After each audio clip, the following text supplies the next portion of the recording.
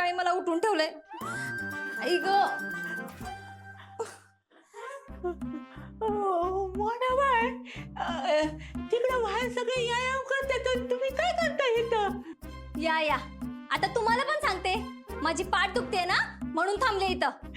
अगं अशी चिडू नको.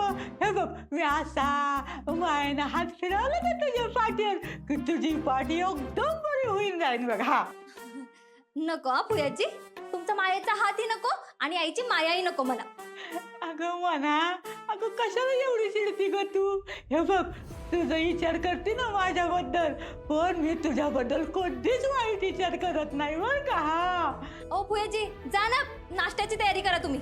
हा ते मी बघते, पण एक बोलायचं होतं. हा पुयाजी, भांडणं लावणार नसाल ना तरच बोला. नाही बया, मी काय बाकीचं बोलणार नाही. फक्त मला तुला सांगायचं होतं, अगं घरातल्या भाज्या संपल्यात आणि तुझी तर पाठ दुखते ना. मग अगं मग कशा आणणार तू भाज्या? बघते मी काय करता येते ते. आता काय करणार तेव्हा तू? एक तर चालत जाशील, नाही तर नवऱ्याच्या गाडीवर बसशील जाशील आणि मग रिक्षाने येशील. दुसरं काय करणार आहे तेव्हा तू?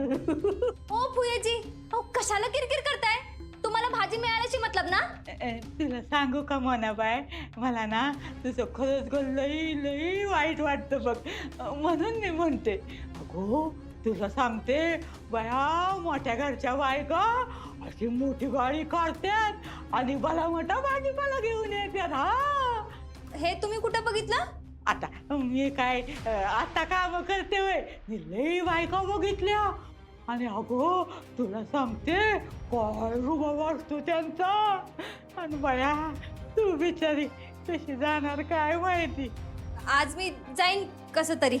बरं, नाही म्हणजे तशी आपल्या घरात 4 चाकी आहे, पण ती कलेक्टर मॅडमची आहे ना. हो, ती त्यांची आहे. पण मी काय म्हणते मोना, एक दिवस जर तुला दिली तर काय होईल बरं? आता तुझी तब्येत बरी नाही ना म्हणून ग. हो पुयाजी, हे सगळं तुम्ही का ठरवताय बरं? काय करायचं ना ते मी माझं मी बघते. तुम्ही तुमच्या कामाला लागा. आणि हा, ते पाणी तेवढं त्यांना बाहेर देऊन या. बरं बरं.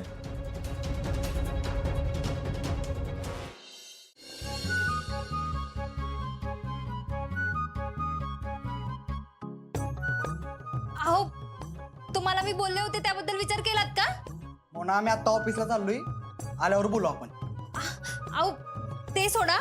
अहो आज ना व्यायाम करताना माझी पाठ दुखायला लागले हो, आणि ना मला आता चालायची इच्छा पण होत नाहीये. मग चालू नकोस. अगं शिरवशिर चढली असेल म्हणून तसं वाटत असेल तुला. तू एक काम कर, थोडा आराम कर, म्हणजे बरं वाटेल तुला. अहो मी आराम करायला गेले तर घरातल्यांना खायला काय मिळणार? अहो तसं पण ना घरातला सगळा भाजीपाला संपत आलाय आणि सगळं सामान पण संपत आलंय. नक्की काय पाहिजे तुला? अहो तुम्ही प्लीज वंसांना सांगा ना त्यांची गाडी ठेवून जायला. काय पुन्हा ऐकलं तर नाही ना? तुला काही याड बी लागले का ग? अगं दीदी कलेक्टर आहे, तिने तिची गाडी तुला भाजीपाला आणा ठेवायची का? अहो कलेक्टर असले तरी खायला लागतच ना, आणि मी याच्यासाठीच त्यांची गाडी वापरणार होती. मी थोडी माझ्या कामासाठी वापरणार आहे. ते मला काय माहित नाही, पण तू असं येण्यासारखं विचार करणं सोडून दे पहिला. वेड्यासारखं काय त्यात? तेवढाच माझा त्रास कमी होईल हो. हे बघा, तुम्ही त्यांच्या बरोबर बोला, नाहीतर मी तुम्हाला ऑफिसलाच नाही जाऊ देणार. मोना असं काय करतेस बाया तू? नाही मी नाही जाऊ देणार तुम्हाला. अहो तुम्हाला दया वाटते का नाही हो? आणि तुमची बायको एवढ्या उन्हात बाहेर चालत जाणार का? पावसाळा आहे बाहेर. म्हणजे तेच ते, असं छत्री घेऊन मला जावं लागणार ना, आणि त्यात माझी पाठ खूप दुखते. आई ग. तू काय पण कर, पण मी याबद्दल दीदीशी बोलणार नाही म्हणजे नाही. हा तुमचा फायनल निर्णय आहे? हो फायनल आहे. आता मी पण बघतेच तुम्ही ऑफिसला कसे जाता ते. आले मॅडमने बनवलेच ना, मग तू का घेऊन आला आतमध्ये? मला काय माहिती, त्यांनी दिलं मी आणलं. बोलू त्यांना. बोलवतो साहेब.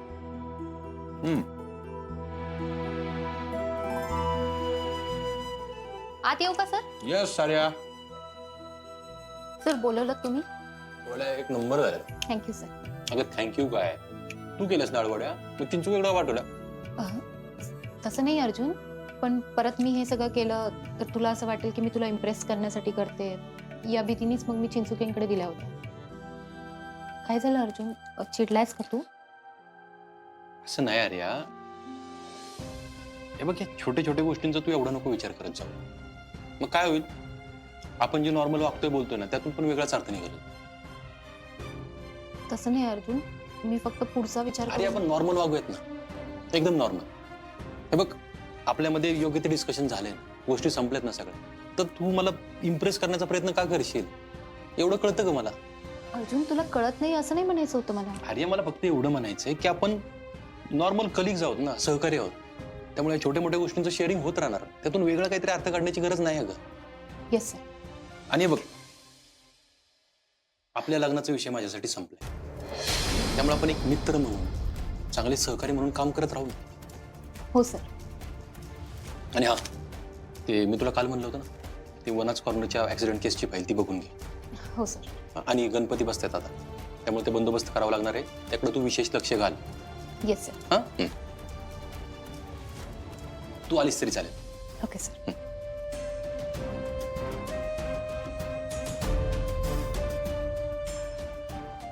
अरे याच्या डोक्यातून ह्या गोष्टी सहजासहजी पुसल्या जाणार नाहीत. मला तिला अजून थोडा वेळ द्यावा लागणार आहे.